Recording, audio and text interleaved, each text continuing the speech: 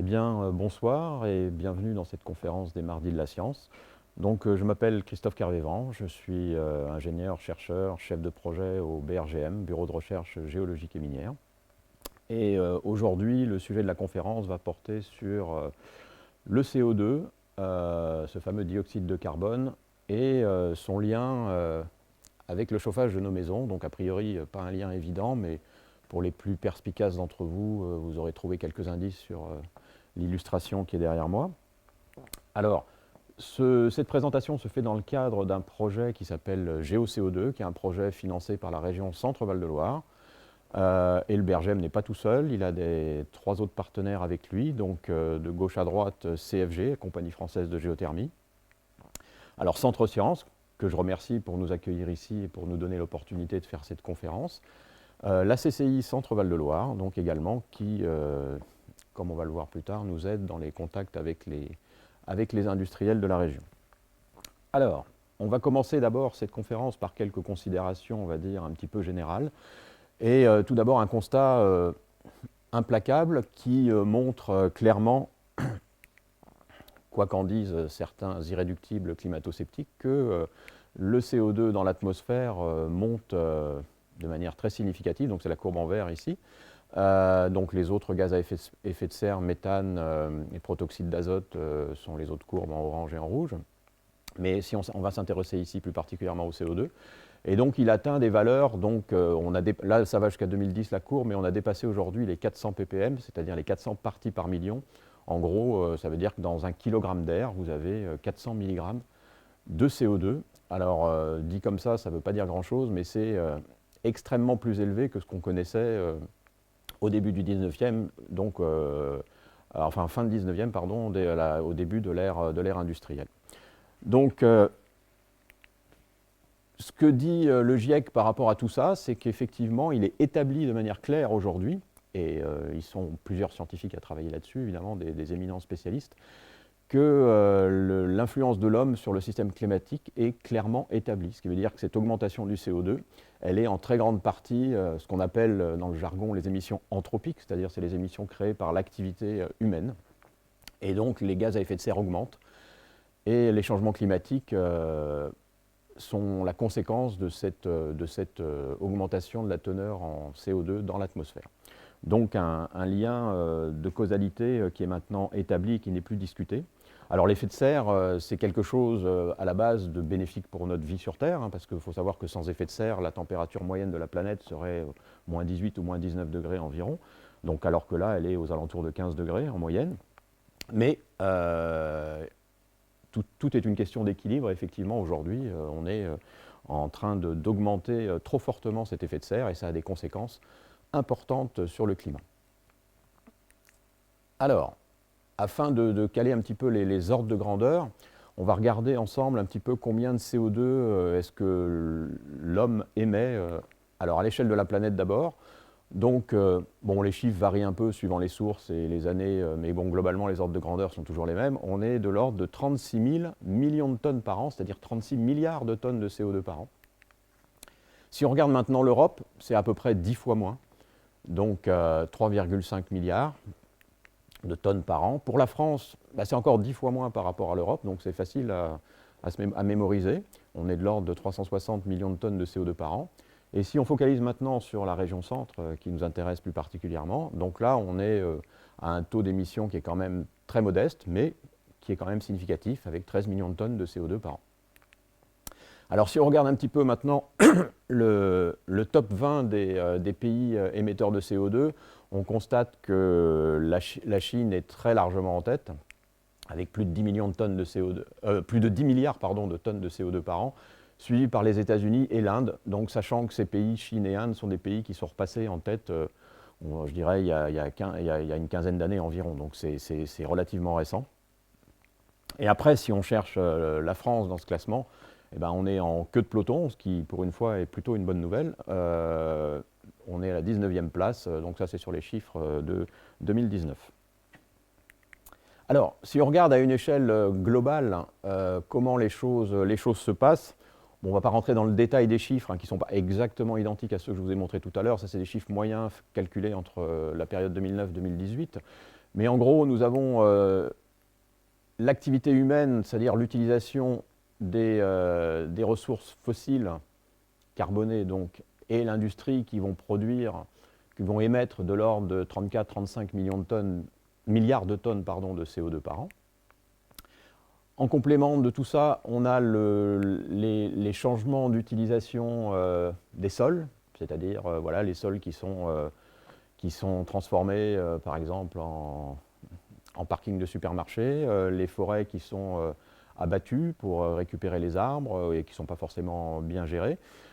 Tout ça va au final conduire à des émissions de CO2 supplémentaires, donc à hauteur de 5 milliards de tonnes par an, soit un total des émissions anthropiques, donc dues à l'activité humaine, de l'ordre de 40 milliards de tonnes de CO2 par an.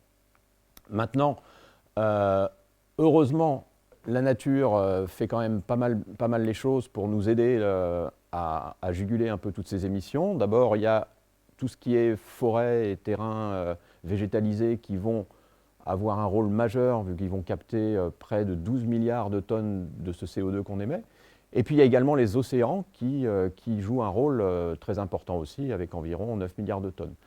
Donc on voit qu'on est à peu près la moitié des émissions de l'activité humaine sont effacées par les puits de carbone naturels que constituent, on va dire, les forêts, les végétaux et les océans. Ce qui fait qu'au final, on a un bilan de l'ordre de 18-19 milliards de tonnes de CO2 par an, par contre, qui lui va s'accumuler dans l'atmosphère. Et quand on dit s'accumuler, le CO2, il y est pour un moment. Le CO2, c'est quelque chose qui est une molécule très stable et donc qui ne se dégrade pas vite, qui ne se transforme pas aisément. Et du coup, dans l'atmosphère, elle y reste pour plusieurs centaines, voire milliers d'années. Donc effectivement, il y a quelque chose à faire pour résoudre ce problème-là. Alors, si on regarde maintenant au niveau des États, qu'est-ce qui a été fait pour lutter contre cette problématique? Donc, au niveau mondial, évidemment, vous avez tous forcément entendu parler de l'accord de Paris. Donc la conférence de Paris a eu lieu en 2015 et les accords ont été officiellement signés en 2016. Donc, c'était un premier succès historique. Et l'idée, l'engagement, c'était de limiter la hausse de température à moins de 1,5 degré à la fin du siècle par rapport à l'ère pré-industrielle. Donc ça, c'est ce qui s'est passé, on va dire, au niveau planétaire. Alors après, ces accords-là se sont déclinés à des échelles plus petites. Au niveau européen, en 2019-2020, on a eu le Pacte vert, donc le Green Deal, qui a pour objectif, parmi d'autres, la neutralité carbone en 2050, c'est-à-dire qu'on n'émettrait pas plus de carbone qu'on ne puisse le supprimer de l'atmosphère, quels que soient les moyens, par des puits de carbone, qu'ils soient naturels ou artificiels. Après, au niveau français, les accords de la conférence de Paris ont été déclinés dans ce qui s'appelle toujours d'ailleurs la stratégie nationale bas carbone, SNBC. Donc là aussi, il y a des objectifs assez ambitieux qui ont été révisés à la hausse dans l'édition 2020, avec là aussi une neutralité carbone en 2050. Et puis si on regarde pour ce qui est de la région Centre-Val de Loire, il y a aussi beaucoup de choses qui ont été actées assez récemment. Donc avec 2020, l'adoption du schéma régional d'aménagement, de développement durable et d'égalité des territoires, qu'on appelle SRADET, pour aller plus vite, qui s'appelle la région 360 degrés. Alors 360 degrés, rien à voir avec la température visée pour la région, c'est plutôt pour regarder dans toutes les directions autour d'un grand nombre de problématiques, on va dire, environnementales au sens très large. Mais s'agissant des conséquences climatiques et énergétiques, l'idée c'est de réduire de 100% en 2050 les émissions de gaz à effet de serre qui auraient pour origine la production ou la consommation énergétique par rapport aux chiffres de 2014. Donc un objectif très ambitieux, mais qu'il est important d'avoir en tête. Alors, maintenant, si on essaie de voir concrètement qu'est-ce qu'on peut faire pour lutter contre ces émissions de CO2 qui effectivement posent un problème au niveau planétaire, comme on l'a vu. Alors, la mauvaise nouvelle, c'est qu'il n'y a pas de solution unique miraculeuse, ou du moins on ne l'a pas encore trouvée, mais je ne pense pas qu'on la trouve. C'est-à-dire qu'en fait, pour résoudre ce problème-là, il va falloir mettre en œuvre différentes solutions, les combiner, les optimiser les unes avec les autres, de manière à avoir un effet global qui soit le plus significatif possible, avec le moins d'impact, on va dire, sur notre qualité de vie, à laquelle on s'est malheureusement habitué notamment dans nos pays dits développés. Alors, une des premières choses auxquelles on pense, parce qu'on a vu qu'effectivement les forêts avaient un rôle majeur pour capter une partie de ce CO2 atmosphérique, ce serait de dire pourquoi ne pas planter des arbres. Alors, arrêter la déforestation massive, ça c'est clairement quelque chose qu'il faut essayer de faire, mais planter des arbres supplémentaires, pourquoi pas? Alors, si on reprend nos chiffres de tout à l'heure, l'IGN s'est amusé en 2018 à calculer combien d'arbres il faudrait pour compenser toutes ces émissions. Alors vous allez voir que les chiffres sont assez conséquents. Donc, pour capter les 36 milliards de tonnes de CO2 émis par l'activité humaine à l'échelle de la planète, il faudrait qu'existe une forêt qui ait une surface équivalente à 2/3 des terres émergées sur la planète.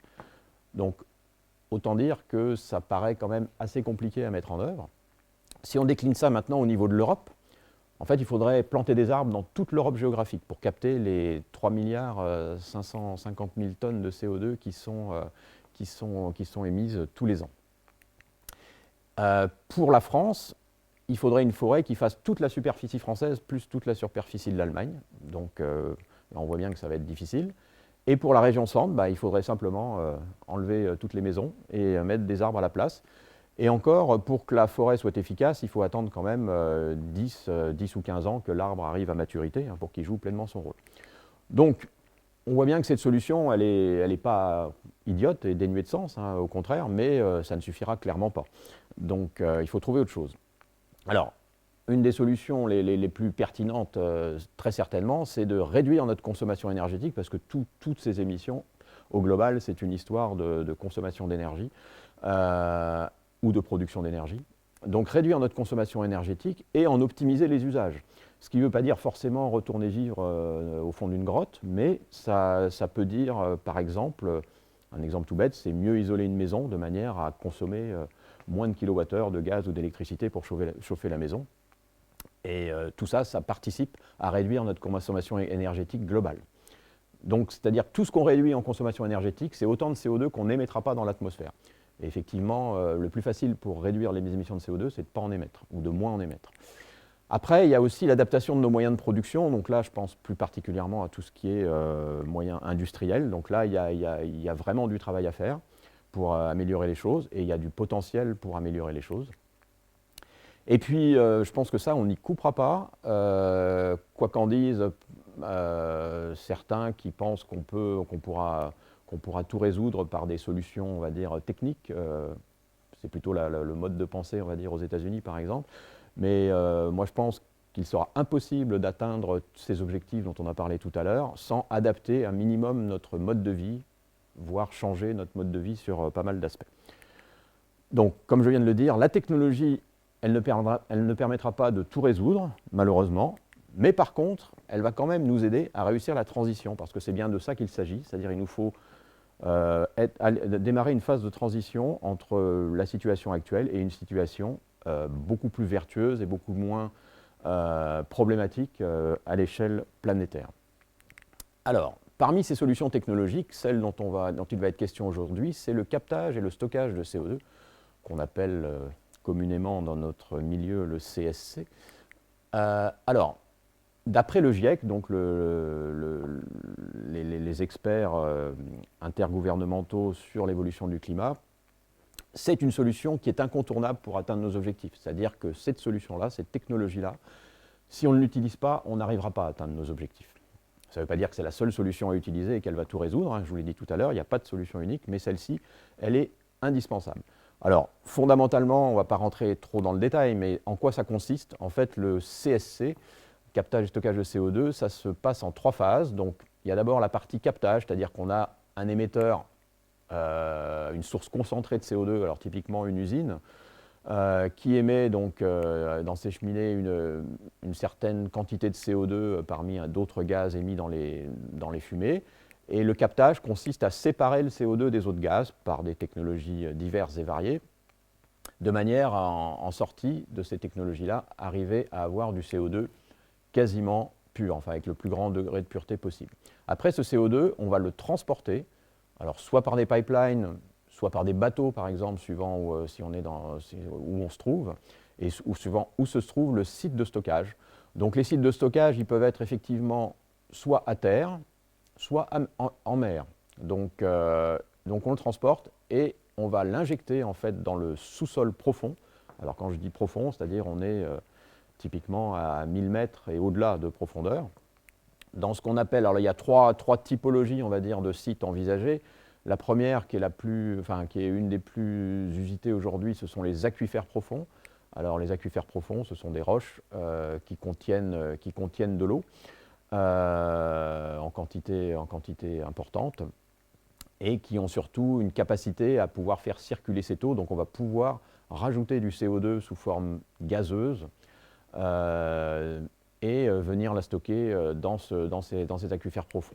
Après, l'autre possibilité, c'est d'utiliser les gisements de pétrole ou de gaz qui sont en fin d'exploitation, en fin de vie, donc ils sont vidés de leurs ressources exploitées, et l'injection de CO2 va permettre, donc il y a de la place dans le réservoir pour y rajouter du CO2, donc là on peut ajouter des grandes quantités de CO2.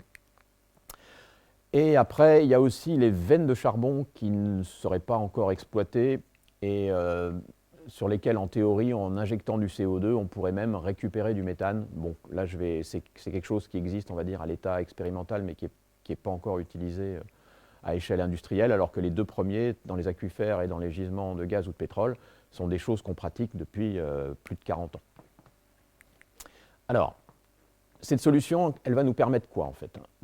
En premier lieu, c'est de réduire les émissions liées aux énergies fossiles pendant la phase de transition vers les renouvelables. Alors, les opposants à cette technologie disent « Ah bah oui, quand on stocke le CO2, c'est la voie ouverte à continuer à utiliser les ressources fossiles comme on l'a fait depuis toujours. Et ce n'est pas avec ça qu'on va aller vers la transition. Et au contraire, en fait, il faut voir cette solution comme une aide à la phase de transition, parce qu'on ne va pas pouvoir arrêter d'utiliser du pétrole, du gaz ou du charbon du jour au lendemain. Et tout ça va se passer sur au minimum plusieurs décennies. Et pendant ce temps-là, tout ce qu'on peut récupérer des émissions de CO2 induites par l'utilisation de ces énergies fossiles, c'est autant qui n'ira pas dans l'atmosphère. Après, c'est une solution qui va offrir un réel puits de carbone. Donc on a vu les autres puits de carbone naturels, c'est-à-dire les arbres, les forêts et les océans. Là, c'est un puits de carbone supplémentaire pour les émissions incompressibles, c'est-à-dire celles qui sont inévitables. Et il y a certains procédés industriels, par exemple la fabrication du ciment, la sidérurgie, tout ce qui est valorisation énergétique des déchets, c'est-à-dire les déchets qu'on incinère pour produire de la chaleur ou de l'électricité, et bien tout ça, ça émet du CO2, mais ce CO2-là, on ne peut pas l'éviter, sauf à ne plus produire de ciment ou à ne plus produire d'acier, ce qui quand même paraît un petit peu difficile à envisager. Donc le CSC, le captage et stockage de CO2, va permettre d'offrir un puits de carbone pour ces industries-là. Et puis au final, l'idée quand même, elle ne sort pas comme ça de n'importe où. L'idée, c'est de ramener le CO2 d'où il vient, parce qu'en fait, ce gaz, ce charbon et ce pétrole qu'on a extrait du sous-sol, donc qui contenait déjà du carbone, eh ben, on va remettre le carbone là d'où il vient, c'est-à-dire dans le sous-sol. Et il faut savoir qu'il y a des gisements naturels de CO2 qui existent et qui sont là depuis des millions d'années, sans que ça pose la moindre difficulté. Alors, si on regarde maintenant un petit peu quelles sont les origines, en France en tout cas, hein, des émissions de CO2, c'est à peu près les mêmes proportions si on s'intéresse à la région, hein, on le verra tout à l'heure, mais on est dans les mêmes ordres de grandeur. Parmi toutes celles-ci, on voit la source principale, c'est le transport. Alors, transport routier essentiellement, mais pas exclusivement. Il y a le transport aérien, le transport par train, on va dire non électrifié. Les bâtiments, donc le chauffage compte pour beaucoup dans nos émissions, que ce soit au niveau individuel ou tertiaire. Et puis tout ce qui est pratique agricole également, qui sont émettrices, en tout cas en équivalent CO2. On sait que les vaches émettent du méthane, qui est un gaz à effet de serre beaucoup plus puissant que le CO2. Et puis après, reste de l'autre côté l'industrie, qui compte significativement aussi, la transformation d'énergie au sens large, et les déchets dont je vous ai parlé tout à l'heure. Et ce sont ces trois derniers postes, en fait, parmi les émissions de CO2, qui vont être utilisables, pour lesquels on pourra directement appliquer les technologies de captage et de stockage de CO2. Effectivement, les autres sont des sources d'émissions qu'on appelle diffuses, C'est-à-dire on ne peut pas mettre un système pour récupérer le CO2 à chaque pot d'échappement de voiture. Donc ça, c'est des choses qui vont dans l'air et puis on ne peut pas les récupérer. Par contre, mettre un système de récupération sur une cheminée d'usine, ça c'est tout à fait envisageable.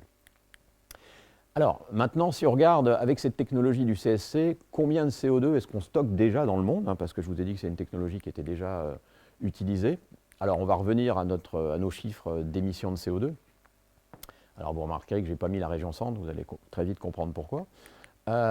Donc maintenant, combien de CO2 est-ce qu'on stocke avec le CSC? Donc voilà, vous voyez que la différence est éloquente, c'est-à-dire qu'il reste encore beaucoup de chemin à faire pour avoir un impact significatif sur la problématique environnementale qui nous occupe en ce moment.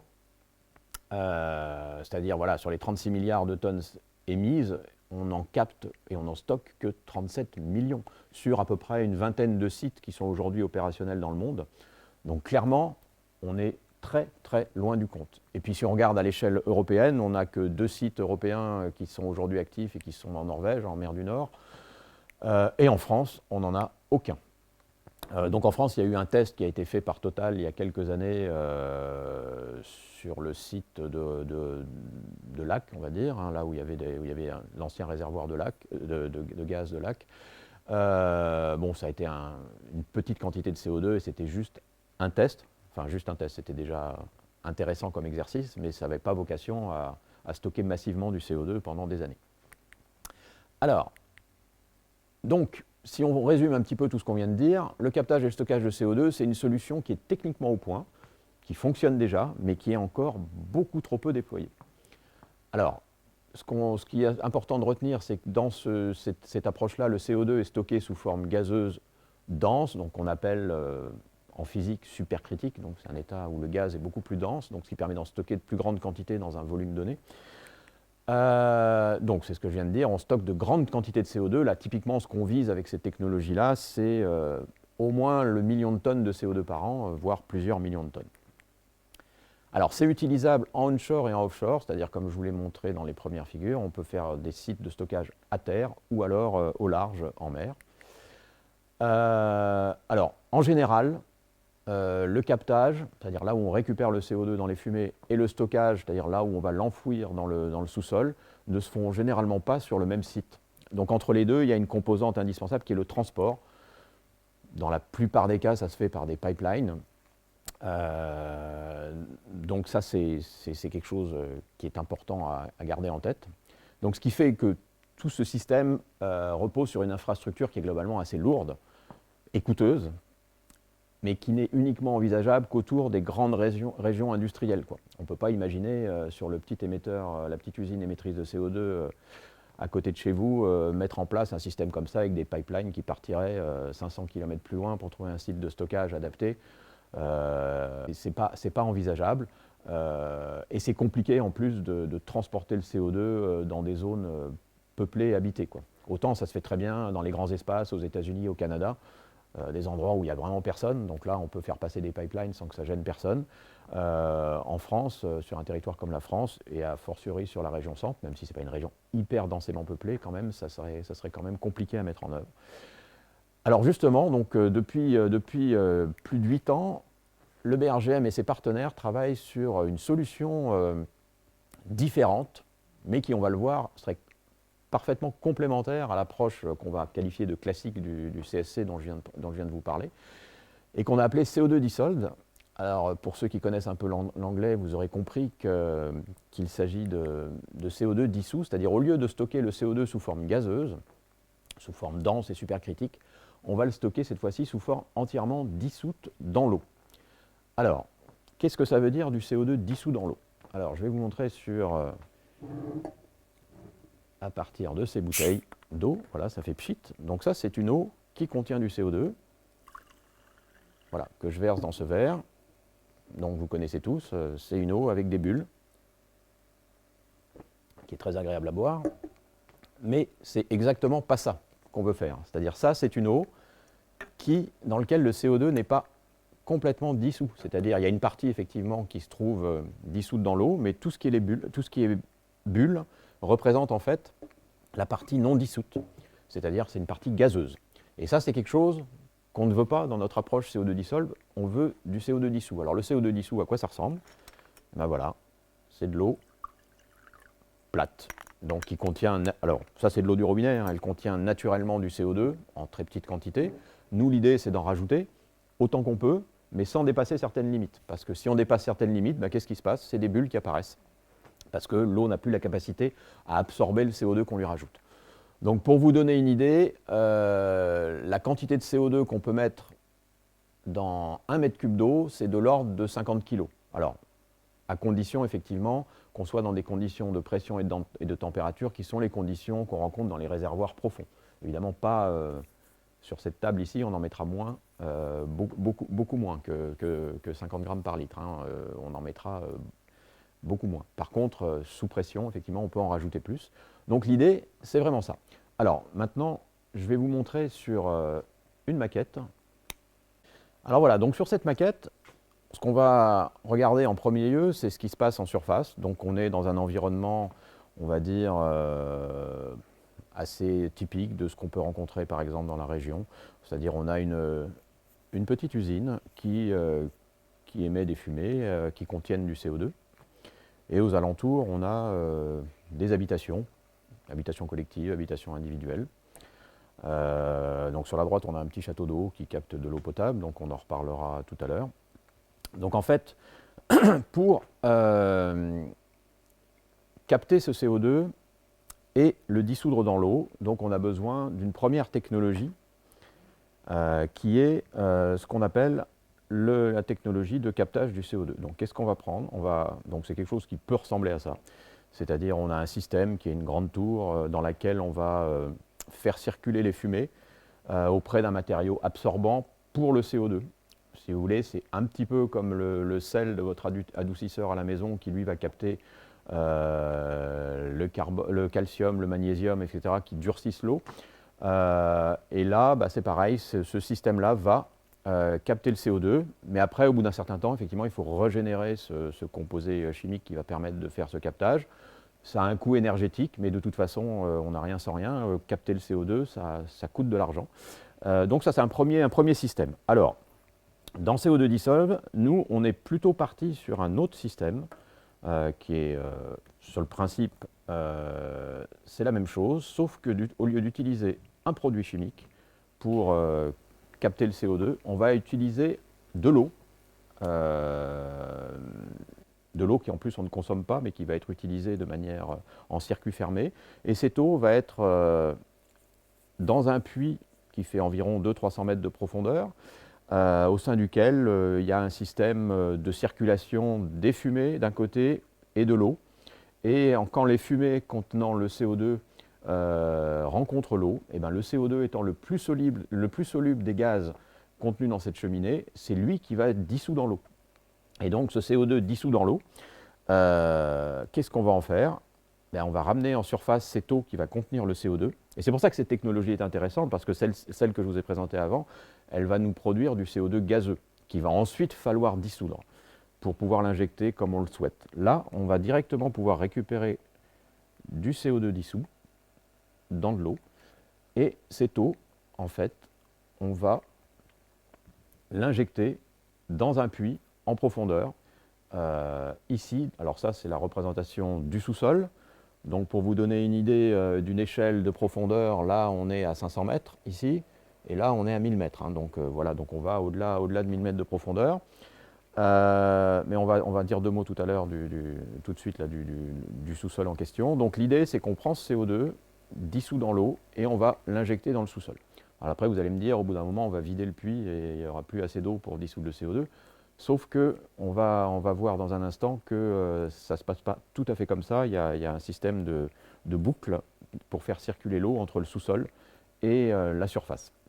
Donc en fait, au final, notre système, ça se présenterait grosso modo comme ça. On aurait un peu de tuyauterie, donc sur quelques dizaines de mètres ou quelques centaines de mètres tout au plus, entre la cheminée de l'usine et l'endroit où va se trouver le puits qui va nous permettre d'emmener ce CO2 en profondeur.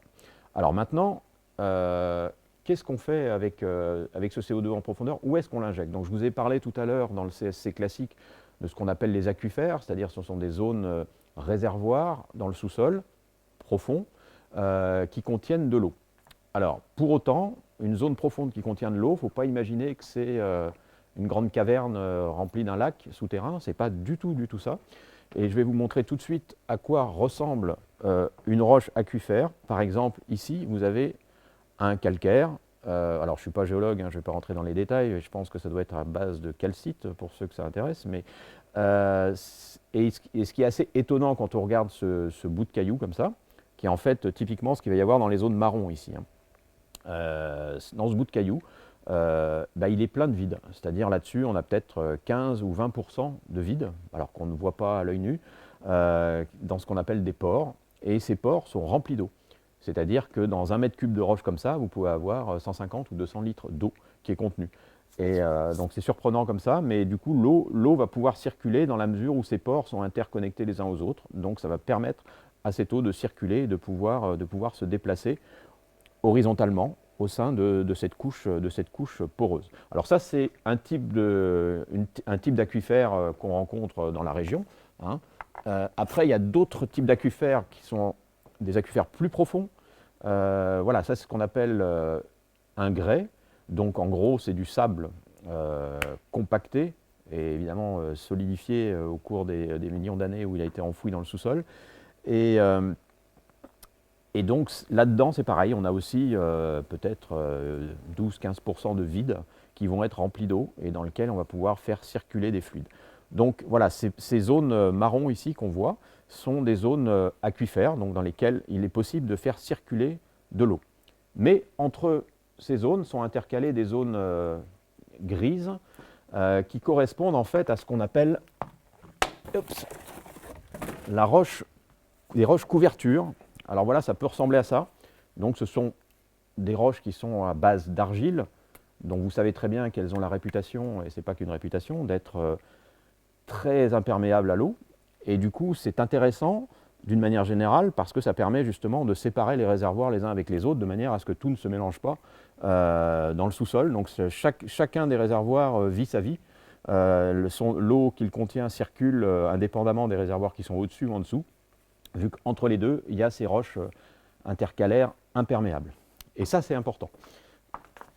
C'est important parce que nous, quand on va injecter le CO2 en profondeur, évidemment, on ne veut pas que ce CO2 vienne interférer, par exemple, avec l'alimentation en eau potable. C'est-à-dire, on va puiser dans le sous-sol de l'eau. Alors, si on tourne un petit peu la maquette, vous apercevrez peut-être, si je retire ça, voilà. Vous apercevrez peut-être voilà, ce forage ici qui descend, on va dire, à 100 ou 200 mètres de profondeur, dans un premier aquifère qui, lui, contient de l'eau potable et qui nous intéresse évidemment pour notre consommation quotidienne. Et ce qui est important de noter, c'est que là où on va stocker, nous, on est ici, là. Et là, on a au moins 2 zones imperméables qui séparent les deux, donc c'est-à-dire qu'on n'a aucun risque de remontée ou de mélange des eaux qui contiendraient du CO2 avec l'eau qu'on utilise pour l'alimentation en eau potable. Et ça, c'est vraiment quelque chose d'important. Ça, c'est le premier point. Et le deuxième point, c'est que les eaux qui sont contenues là, en fait, ce sont des eaux complètement impropres à la consommation. Et comme c'est indiqué ici. Donc ça, c'est important parce que ça veut dire qu'il n'y a pas de conflit d'usage du sous-sol. C'est-à-dire jamais on pourra dire, attention, vous êtes en train d'utiliser une ressource en eau qui pourrait nous servir pour notre consommation, pour y stocker du CO2. Non, il n'y a vraiment pas d'interférence entre les deux et il n'y a pas de conflit d'usage. Donc ça, c'est quelque chose de vraiment important. Alors ça, c'est, on va dire, le principe général. Maintenant, en pratique, comment ça se passe? Donc vous voyez, sur cette maquette, il y a en fait 2 puits. Et pourquoi on a 2 puits? C'est-à-dire que, c'est ce que je vous expliquais tout à l'heure, si on n'avait qu'un seul puits, au bout d'un moment, ce puits rempli d'eau, il serait vide.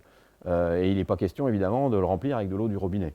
Ce serait un non-sens absolu d'un point de vue environnemental. Donc l'idée que nous avons proposée pour développer cette technologie-là, c'est en fait d'aller puiser l'eau dans le réservoir, dans le même réservoir dans lequel on va stocker. C'est-à-dire qu'on commence d'abord par aller chercher l'eau dans un premier puits, on la ramène en surface, elle passe dans un circuit qu'on appelle une boucle géothermale, et elle va ensuite être utilisée pour dissoudre le CO2 et elle va repartir à quantité équivalente dans le même réservoir. Donc tout ça, ça va faire une boucle de circulation. Et on va d'ailleurs très bien le voir sur la maquette, quand j'aurai enlevé les petits accessoires. Donc voilà, je me remets avec mon tuyau d'injection de CO2.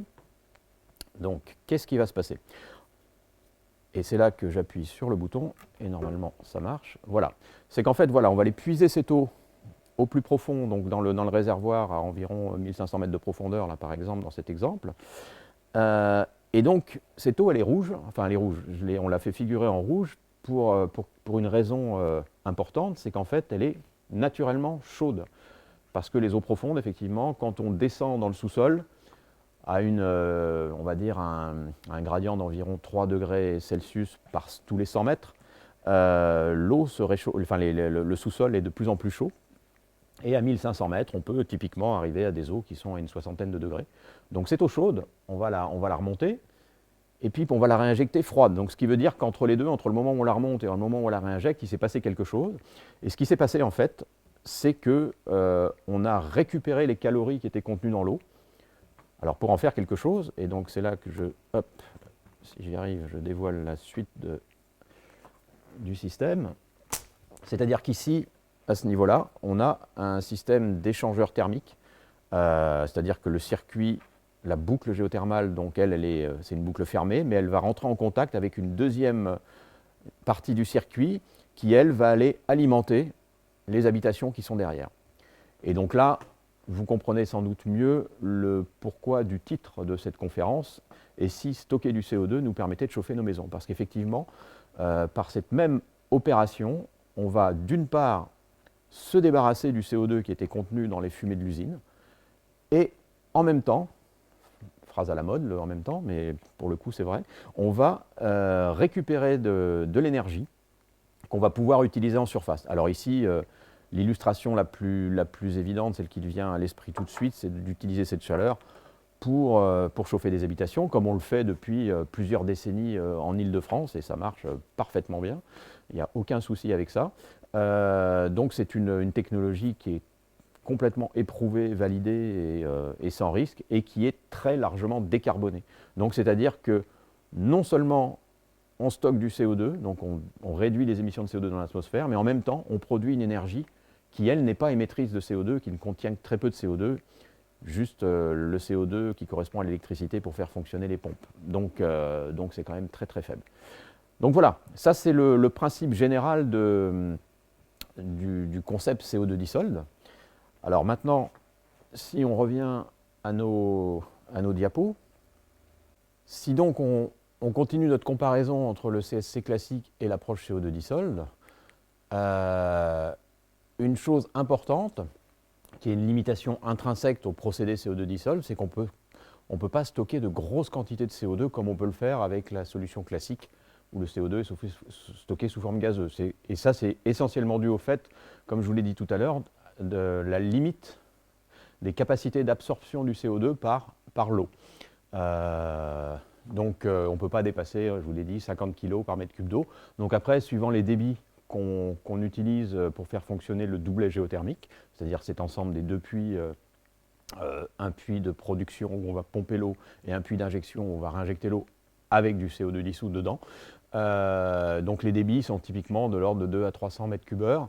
Donc ce qui veut dire qu'on ne peut pas espérer stocker plus que de l'ordre de la centaine de milliers de tonnes de CO2 par an, ce qui est déjà significatif, mais qui n'est évidemment pas du même ordre de grandeur que ce qu'on peut faire avec le CSC classique. Alors, c'est une technologie qui, elle, est applicable uniquement onshore, et ça, effectivement, c'est quelque chose à garder en tête, parce que, comme vous l'avez vu, c'est une solution qui est locale, et donc qui se pratique directement, on va dire, sous les pieds de l'usine qui émet du CO2. Donc c'est très différent en termes d'approche du CSC classique. Donc, comme je vous viens de le dire, et le captage et le stockage se font localement, sur le site même d'émission du CO2. Donc on s'affranchit complètement de la composante transport, c'est-à-dire on n'a pas besoin de ces pipelines qui vont traverser sur des dizaines ou des centaines de kilomètres pour aller jusqu'à un site de stockage. Tout se fait localement. Alors bien évidemment, la contrepartie de ça, c'est qu'il faut que le sous-sol s'y prête. Donc ça, on va le voir tout de suite. Et d'une manière générale, cette infrastructure-là, elle est très légère, enfin, comparativement à l'infrastructure classique du CSC classique. Elle repose fondamentalement sur ce qu'on appelle un doublet géothermique, donc cet ensemble de deux puits plus une centrale thermique en surface qui va contenir les échangeurs de chaleur qui vont permettre de chauffer le réseau de chaleur, par exemple. Mais ça, c'est quelque chose de tout à fait classique et habituel. Bon, évidemment, il faut certaines adaptations et il faut y rajouter la composante qui va nous permettre de séparer le CO2 des autres gaz contenus dans les fumées. Mais sinon, fondamentalement, ça repose, le cœur du dispositif, c'est un doublet géothermique, donc quelque chose qu'on connaît et qu'on maîtrise depuis plus de 50 ans, sans aucun souci, comme je vous l'ai dit, en Île-de-France. Il y en a typiquement une quarantaine aujourd'hui qui fonctionnent, pour le plus grand plaisir des usagers qui utilisent l'eau chaude sanitaire produite ou le chauffage, à des tarifs beaucoup plus intéressants, effectivement, que les solutions fossiles classiques. Et surtout, ce qui est important, c'est que cette infrastructure légère, dans la mesure où le sous-sol possède les caractéristiques qui permettent de l'implémenter, vont permettre d'installer une installation CO2 dissolve à côté directement de l'usine. Et donc ça c'est parfaitement bien adapté pour les usines qui seraient dispersées sur un territoire donné. Parce que je vous ai dit que la première solution classique, c'était plutôt pour les grandes zones industrielles, comme on a dans le nord de la France, qui sont fortement émettrices de CO2 avec des aciéries, etc. Là, effectivement, on a besoin de capter des millions de tonnes de CO2 par an. Par contre, sur les petites usines qui sont dispersées sur le territoire, bah, aujourd'hui, on n'a pas de solution. Et nous, on pense que CO2 dissolve, ça peut être la solution qui leur permet justement d'avoir aussi à disposition un puits de carbone pour leur activité.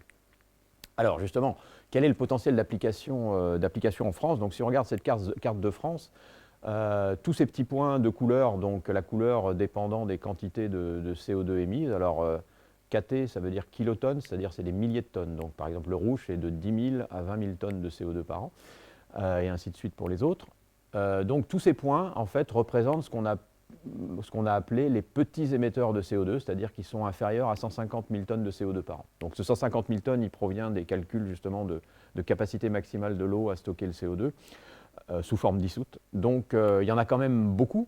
Et parmi ceux-ci, on s'est focalisé sur ceux qui étaient sur les zones bleues ici, qui sont des zones, on va dire, où on a, on le sait d'un point de vue géologique, du potentiel pour faire de la géothermie profonde dans le sous-sol. Donc on avait plus de 400 petits émetteurs, et à eux tous, effectivement, chacun, ils n'émettent pas beaucoup.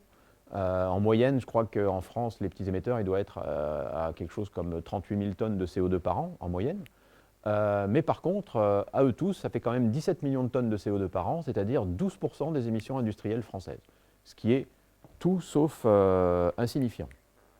Et maintenant, si on fait encore un focus sur les deux grandes régions, les deux grandes provinces, on va dire, géothermales en France, qui sont le bassin aquitain et surtout le bassin de Paris, et bien dans ces zones-là, on est à 330 émetteurs compatibles qui ont été identifiés sur la base des données 2017, mais bon, l'ordre de grandeur reste le même, qui représentent plus de 12 millions de tonnes de CO2 par an. Alors maintenant, si on extrapole un petit peu tout ça, on se rend compte quand même que d'un point de vue économique, ça fait totalement sens parce que si on part sur un prix du CO2 à 100 € la tonne, alors ce qui n'est pas du tout le cas aujourd'hui, hein. Aujourd'hui on est plutôt quelque part entre 20 et 30, mais évidemment la tendance elle est haussière, c'est-à-dire dans les prochaines années c'est obligé que ça augmente. Et d'ailleurs il y a déjà des pays en Europe, en Scandinavie notamment, où le CO2 est déjà au-delà de 100 € la tonne, donc ça coûte cher pour les industriels d'émettre du CO2. Là en France pour l'instant ça ne coûte pas très très cher, donc c'est pour ça que les industriels commence tout juste à se mobiliser justement pour ces technologies de captage et stockage de CO2. Là, c'est quand même quelque chose d'assez récent et il y a une vraie volonté de réduire leurs émissions. Et ça représente tout ça un marché sur ces émetteurs du bassin aquitain et du bassin parisien de plus de 1,2 milliard d'euros par an. Donc c'est quand même très significatif. D'un point de vue économique, ça peut avoir un impact fort. Alors maintenant, tout ça, il faut le décliner sur la région Centre-Val de Loire, et c'est tout l'objet justement du projet GeoCO2, donc ce projet qui a été financé par la région Centre-Val de Loire. L'objectif, c'est de regarder sur la région quelles sont les potentialités de mise en œuvre de la technologie CO2 dissolve dans la région. Donc déjà, alors j'ai été un peu vite, voilà, déjà si on regarde la répartition des sources d'émissions de CO2 dans la région. Donc on se rend compte que, bon, conformément à ce qu'on avait vu à l'échelle nationale, c'est surtout le transport routier qui compte le plus en fait, hein, sur les émissions. Mais l'industrie compte quand même pour plus de 19% des émissions. Donc ça c'est un premier point, c'est-à-dire que CO2 dissolve, si on peut l'implanter dans la région, ça pourrait permettre, alors peut-être pas de réduire la totalité, mais une partie significative des émissions industrielles. Mais également, ça aurait un impact sur le résidentiel, c'est-à-dire les émissions résidentielles, si effectivement, à côté de l'usine où on va capter le CO2, on alimente un réseau de chaleur qui, lui, va chauffer des habitations dans le secteur proche de l'usine, eh ben, on va avoir une partie des émissions de CO2 de ces moyens de chauffage, on va dire classiques, par du gaz naturel par exemple, voire du fioul ou de l'électricité. Et ben là, on va remplacer ça par une source d'énergie renouvelable qui va permettre de réduire significativement les émissions liées au chauffage résidentiel et de même également pour le secteur tertiaire. Donc on joue un petit peu sur plusieurs tableaux, donc ça c'est vraiment intéressant. Alors maintenant, si on se focalise sur la partie industrie, donc dans la région Centre, c'est 2,5 millions de tonnes de CO2 par an. Alors dans l'absolu, on se dit c'est pas beaucoup, hein. Tout à l'heure on a parlé de plusieurs dizaines de milliards de tonnes émises à l'échelle de la planète, c'est vrai que ça compte pas pour beaucoup. Mais pour autant, alors attendez, voilà, pour autant, il y a à peu près une quarantaine, alors ça varie suivant les années, mais dans les bases de données, il y en a à peu près une quarantaine de sites industriels qui sont émetteurs de CO2 dans la région Centre-Val de Loire. Et ces émissions, 2,5 millions de tonnes par an, ça équivaut quand même à l'équivalent des émissions de 1,7 million de véhicules, de voitures individuelles. Donc là, tout de suite, ça vous donne quand même des ordres de grandeur de ce que ça représente. Alors maintenant, si on regarde ça sur une carte, alors on se rend compte que, donc ça c'est dans la région Centre ont été représentés la localisation des différents sites émetteurs de CO2, avec une échelle de couleur aussi en fonction des quantités de CO2 émises. Ce qu'on peut voir, la caractéristique typique de la région Centre, c'est qu'effectivement, on n'a pas un grand centre industriel quelque part. Alors évidemment, autour des grandes agglomérations, on a un peu plus de concentration d'émetteurs de CO2, mais globalement, ils sont très, très bien répartis sur le territoire, on va dire. Donc ça, c'est une première caractéristique qui va bien pour CO2 dissolve, parce qu'on a dit que c'était adapté pour les sites qui étaient justement dispersés ou disséminés sur un territoire. Et deuxième chose, ce sont des petits émetteurs. On se rend compte qu'on n'en a que 4 qui sont en bleu ici, qui sont des gros émetteurs de CO2, c'est-à-dire qu'ils vont au-delà des capacités CO2 dissolve, c'est-à-dire au-delà des 150 000 tonnes de CO2 par an. Donc finalement, la très large majorité des émetteurs de CO2 industriels sont, de ce point de vue-là, du point de vue quantité de CO2 émise, complètement compatibles avec CO2 dissolve. Et ça, c'est la bonne nouvelle. Reste maintenant à voir comment se passent les choses dans le sous-sol. Et ça a été effectivement un gros travail qui a été mené au BRGM dans le cadre de ce projet-là. Alors, la méthodologie, elle a consisté, bon, déjà, d'une manière générale, pour voir le potentiel CO2 dissolve, d'identifier et caractériser les sites industriels. Donc là, on a une première moyen, c'est les bases de données publiques. Donc IREP, c'est le registre des émissions polluantes, donc qui est accessible à tout un chacun. Et puis après, il y a des données complémentaires qu'on peut acquérir auprès des industriels. Donc là-dessus, clairement, la crise sanitaire qu'on traverse ne nous a pas aidé à prendre les contacts qu'on avait prévus avec les industriels, à les rencontrer pour justement essayer d'avoir des infos supplémentaires. Donc là-dessus, on a un peu de retard, mais on va essayer d'avancer dans les prochaines semaines. La deuxième chose, ça a été, alors c'était le gros du travail, ça a été de rassembler, parce qu'on avait pas mal de données géologiques au BRGM, comme vous vous en doutez, disponibles, mais il fallait les rassembler, les homogénéiser, donc ça, c'est pas une mince affaire, et les mettre en cohérence, parce que c'est pas si simple d'utiliser des données géologiques. Il y a tout un travail, notamment interprétatif, qui est typiquement le savoir-faire du géologue expérimenté, enfin de la géologue expérimentée en l'occurrence, qui a travaillé sur ce dossier-là.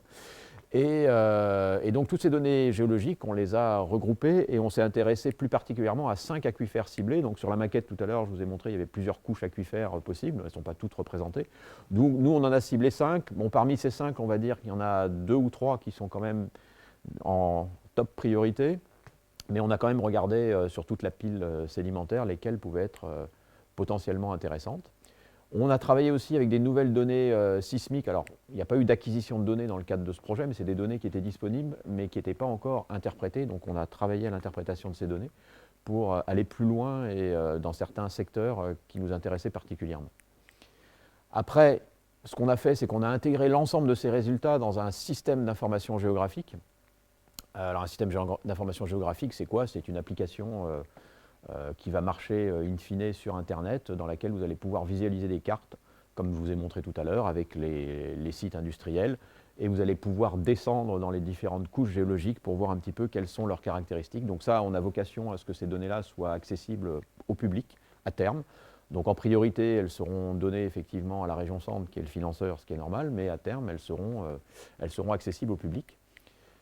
Alors, à quoi ça ressemble, par exemple? C'est ce type de carte qu'on sort. Là, ici, on a regardé, c'est des cartes qui montrent l'épaisseur. Bon, alors, je ne sais pas si on voit très bien les couleurs, c'est entre le bleu et le vert, donc ce n'est pas forcément hyper contrasté, mais qui montrent l'épaisseur de la couche aquifère que je vous ai montré tout à l'heure. Donc, effectivement, plus elle est épaisse, plus c'est intéressant, ça veut dire qu'il y a plus il y a de potentiel. Donc on se rend compte globalement que dans le nord-est de la région, c'est là qu'on a les épaisseurs les plus intéressantes, a priori, mais ça élimine pas pour autant les zones plus au sud, comme autour de Bourges, Châteauroux, on a des épaisseurs aussi qui sont tout à fait significatives. Donc le Dogger, c'est typiquement l'aquifère carbonaté, donc c'est la roche, l'échantillon de roche blanche que je vous ai montré tout à l'heure, donc c'est ce type de roche qu'on trouve là-dedans. Donc vous avez, et les points représentent donc tous les émetteurs de CO2. Donc voilà, ça c'est une première type de cartographie. Après on peut regarder aussi la température, qui est un paramètre évidemment important pour la géothermie. Donc là, ce qu'on voit, c'est qu'on a des températures qu'on qualifierait de plutôt basses à moyennes dans la région centre, ce qui est pas une surprise, hein. On sait bien que les températures sont les plus élevées au centre du bassin de Paris, qui est, qui est plutôt dans la région Île-de-France. Nous, dans notre région, on est vraiment dans le sud du bassin de Paris, et là, les couches géologiques ont tendance à remonter vers la surface, elles sont moins profondes. Donc qui dit moins profonde, moins chaude. Mais néanmoins, il y a quand même du potentiel. À Châteauroux, depuis 20 ou 30 ans, on fait de la géothermie avec un puits qui va chercher de l'eau à 4 ou 500 mètres de profondeur. Alors dans un autre aquifère, ce n'est pas le Dogger, c'est l'aquifère qui s'appelle l'aquifère du Trias, donc c'est un aquifère gréseux, donc c'est l'autre échantillon de roche que je vous ai montré, mais on va récupérer de l'eau qui est à 34 degrés. Et avec ça, et avec l'aide de pompes à chaleur, on arrive à chauffer plus de 1200 habitations. Donc on n'a pas forcément besoin d'avoir 60 degrés, tout dépend de ce qu'on veut faire derrière, quoi. Donc là aussi, il y a des vraies réflexions qui sont en cours sur les domaines d'application envisageables pour la géothermie. Et une fois qu'on a intégré l'ensemble de ces résultats dans le système d'information géographique, il s'agira de classer les sites en fonction de différents critères. Donc là, c'est une analyse multicritère qui est un petit peu compliquée à mener, donc on y travaille actuellement. Il y a des critères techniques, effectivement, en fonction des caractéristiques de l'usine en question, etc. Des critères géologiques, bien sûr, donc on vient d'en parler. Et puis aussi des critères socio-économiques, c'est-à-dire qu'effectivement, mettre un doublé géothermique à un endroit où il n'y a rien autour de l'usine, qui est au milieu des champs, enfin, ce n'est pas un cas typique, mais ça peut arriver, on va dire, où il n'y a pas d'habitation à proximité, on n'aura pas de moyen de valoriser la chaleur qu'on va produire, enfin, sauf à construire quelque chose, donc ce qui peut être quelque chose de possible, mais voilà, donc il y a une vraie réflexion à avoir aussi sur les aspects socio-économiques. Et puis, alors, hop, in fine, ce qu'on est en train de démarrer actuellement, c'est de réaliser une étude de préfaisabilité vraiment pour installer CO2 dissolve sur un ou deux sites industriels qu'on juge parmi ceux étant les plus prometteurs. Alors prometteurs pour les critères que je viens d'évoquer tout à l'heure, mais prometteurs aussi parce que l'industriel en question est intéressé. Évidemment, on ne va pas aller vendre CO2 dissolve à quelqu'un qui n'est pas du tout intéressé. Donc là, l'idée, c'est vraiment de regarder parmi les sites où il y a un vrai intérêt industriel. C'est le cas pour un site, alors je ne peux pas vous citer le nom de l'industriel pour des questions évidentes de confidentialité. Je pense qu'on en saura un peu plus d'ici quelques mois. Pour l'instant, je ne dévoile pas, mais on a un industriel qui est fortement intéressé et donc on va travailler sur un de ces sites en région centre très prochainement. Donc pour conclure tout ça, je dirais qu'on a vu aujourd'hui beaucoup de choses.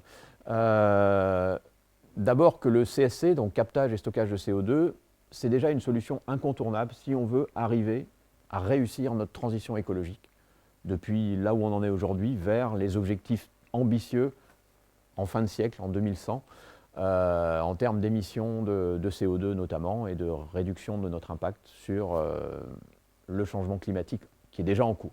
Alors, malheureusement, je dirais, les experts s'accordent à dire que pour les 1,5 degré qui était l'objectif des accords de Paris, c'est déjà raté, quoi.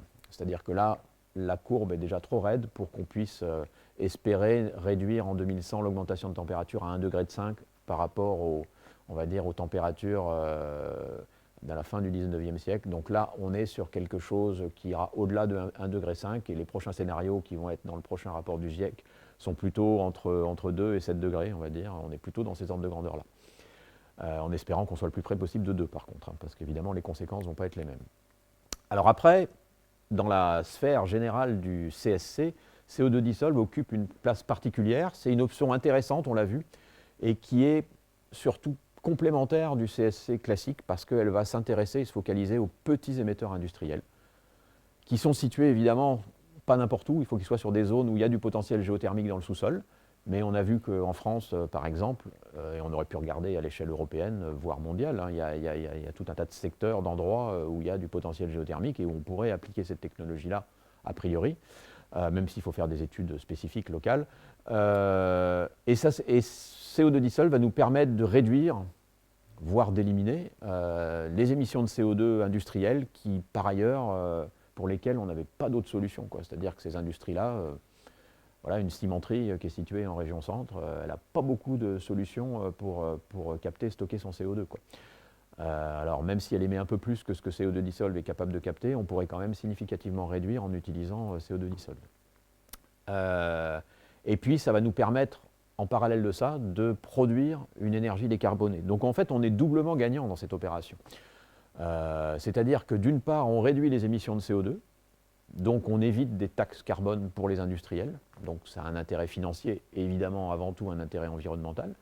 Et en même temps, on produit une énergie décarbonée qui elle aussi a un intérêt environnemental évident vu qu'elle justement elle est décarbonée, et puis un intérêt économique parce que cette chaleur produite, bah, elle a une valeur marchande, on peut la vendre ou alors on peut soit l'industriel la vend par exemple à un réseau de chaleur à côté et puis et récupère une partie de sa mise pour installer l'infrastructure, soit directement une métropole par exemple est intéressée par l'utilisation de la chaleur et par exemple finance la partie doublet, tandis que l'industriel finance la partie captage. Bon, il y a des montages financiers qui sont possibles, envisageables, d'autant plus dans la période actuelle où on a quand même un plan climat qui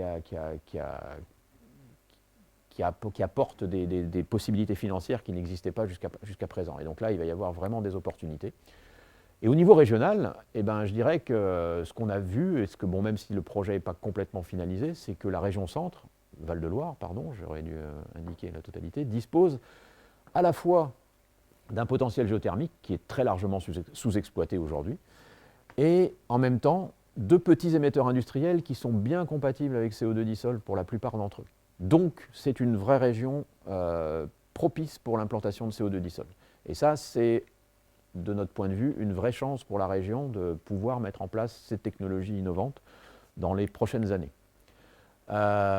Donc justement, les résultats du projet GeoCO2, qu'a financé la région, vont permettre une meilleure caractérisation de ce potentiel, une caractérisation plus fine, et pourront constituer à terme un outil vraiment d'aide à la décision pour la région. C'est-à-dire, quand il s'agira de construire une nouvelle usine dont on sait qu'elle va émettre du CO2, de se dire, regardons un petit peu dans la région, quel serait le meilleur endroit pour installer cette usine. Si on la met à cet endroit-là, oui, là on a du potentiel géothermique, on en a plus qu'à tel autre, et du coup on pourrait la coupler avec une installation CO2 dissolve, par exemple, dès le début, de manière à réduire son empreinte carbone.